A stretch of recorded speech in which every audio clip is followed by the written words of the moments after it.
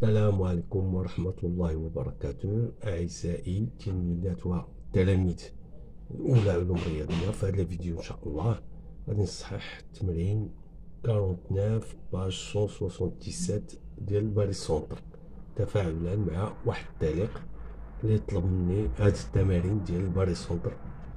إذا على بركة الله نبداو هاد التمرين هذا. المهم نشوفو لي نونسي. Bon, هنا ABC un triangle. On considère les points C, D et H. المهم سوينا ما قالش G. Voilà. Donc là, au lieu de C, c'est G. D'accord?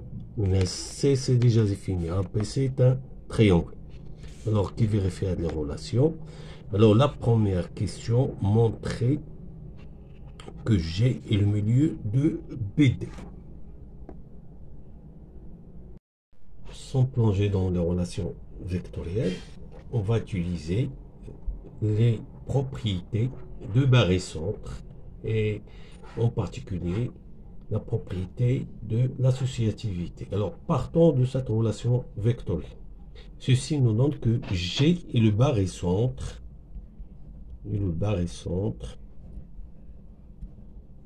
de système ou bien des points pondérés A1, B2, C1.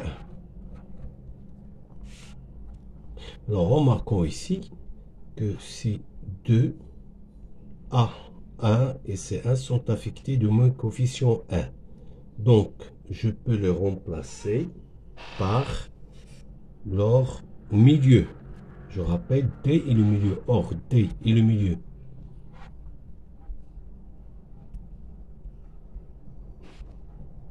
de AC. Donc, dans ce système, je peux remplacer AC et AD par le milieu D affecté de 2. Car D, c'est ici, voilà, D est ici. Donc, D est le barycentre de système A1, C1. Et donc, par la propriété d'associativité, je peux conclure donc G est le barycentre de D affecté de la somme des deux coefficients C2 et de B affecté de 2. Alors, puisque là j'ai deux coefficients qui sont identiques, donc je peux affirmer G est le milieu de BD.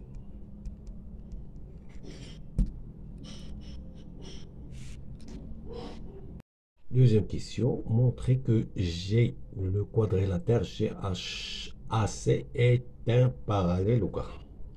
Alors, parallélogramme, donc vectoriellement, se traduit, voilà, il fait que j'ai déjà fait, voilà, traduire ceci vectoriellement, c'est-à-dire, il suffit de montrer que le vecteur GH est égal au vecteur CA, ou bien, au contraire, HG est égal au vecteur AC. Alors, au lieu de plonger dans le calcul vectoriel aveuglement, on va suivre la stratégie suivante en se basant sur la propriété. Alors, si vous avez 3 points non alignés, ceci constitue un repère. C'est-à-dire, voilà, ça c'est vos points qui sont... Alors, ce point constitue ce qu'on appelle un repère OIJ. La condition doit être non alignée. Et j'ai la relation suivante. Pour chaque point de le plan, je peux exprimer le vecteur OM sous la forme X fois le vecteur I plus Y fois le vecteur G. C'est ce qu'on va faire ici. En précisant, voilà, on va exprimer les vecteurs AH et les vecteurs AG en fonction de AB, AC. le vecteur AH en fonction de AP, AC, en considérant le repère suivant.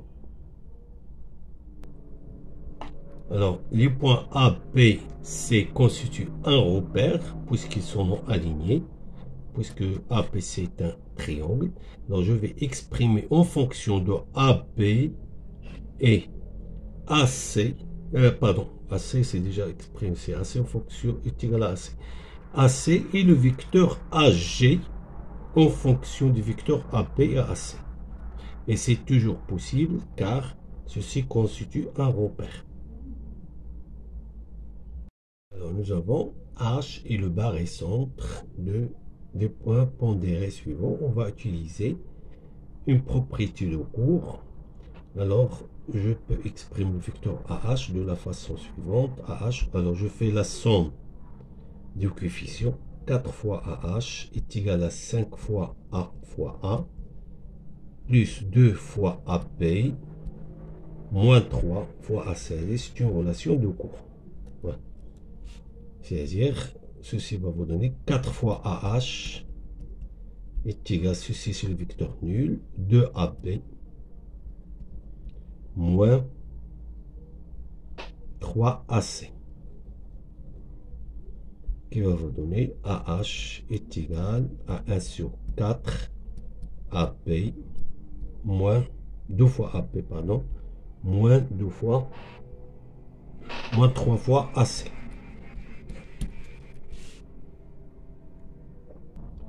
Alors, exprimons maintenant AG en fonction de AP et AC. Alors, d'après la relation de cours, alors C, je trace G à partir de A, je vais additionner les coefficients, ça donne 4 fois 1 plus 2 plus 1, ça donne 4, est égal à 1 fois le vecteur AA, 2 fois le vecteur AP et 1 fois le vecteur AC. Ceci va vous donner 4AG est égal à 2AP plus AC. Et nous avons AG est égal au vecteur 1 sur 4, 2 fois AP,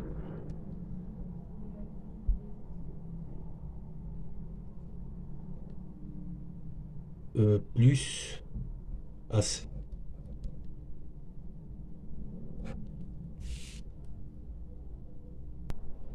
Alors, retranchons cette relation vectorielle 2 de la relation vectorielle 1 pour faire disparaître A.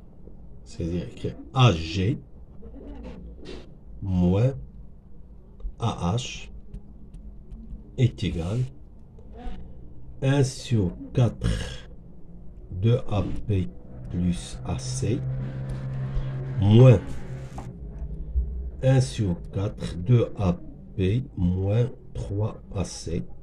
Et on voit tout de suite, ce vecteur va disparaître. Il reste 1 sur 4 AC plus 3 sur 4 AC qui donne AC. De l'autre côté, on obtient le vecteur HG. Par la relation vectorielle, bien sûr, là, vous avez, c'est plus HA plus AG, ça donne HG. Ceci va vous donner que le quadrilatère est un parallèle. Voilà, j'ai HG est égal au vecteur AC. Et donc, le quadrilatère GHAC est un parallélogramme.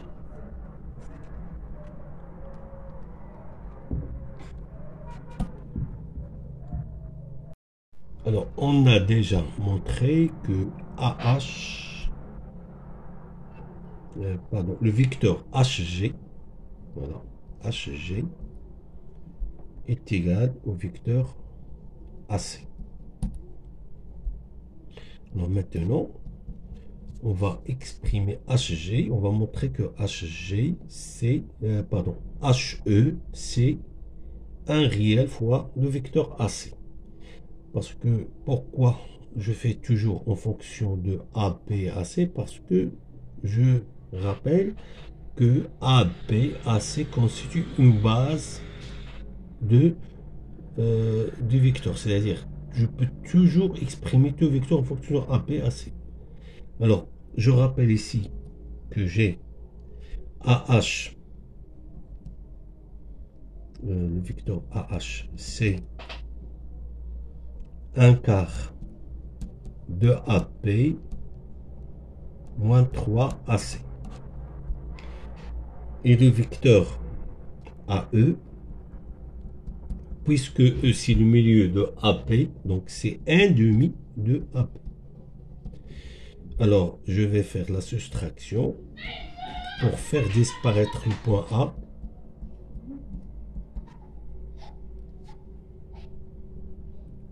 Donc, j'ai 1/2 AP